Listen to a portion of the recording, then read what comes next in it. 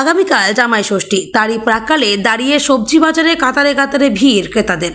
কারণ জামাই ষষ্ঠীতে সেরা সবজি এবং সেরা মাছটি জামাইয়ের জন্য নিয়ে যাবে বলে, এবং বিভিন্ন সবজি এবং বিভিন্ন ফল নিয়ে ভরে উঠেছে উত্তর 24 পরগনা জেলার পানিহাটির অন্যতম একটি বড় বাজার পঞ্চাননতলা বাজার বা গাঙ্গুলি বাজার।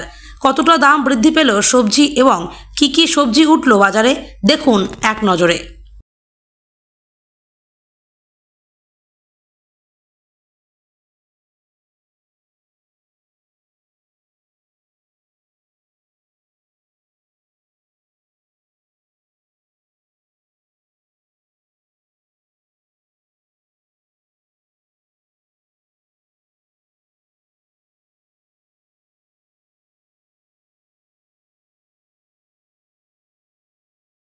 আগামীকাল তো জামাই ষষ্ঠী, এই প্রাকলগ্নে দাঁড়িয়ে আছি। সবজির দাম এবং ফলও দেখতে পাচ্ছি যে কিরকম দাম রাখছে?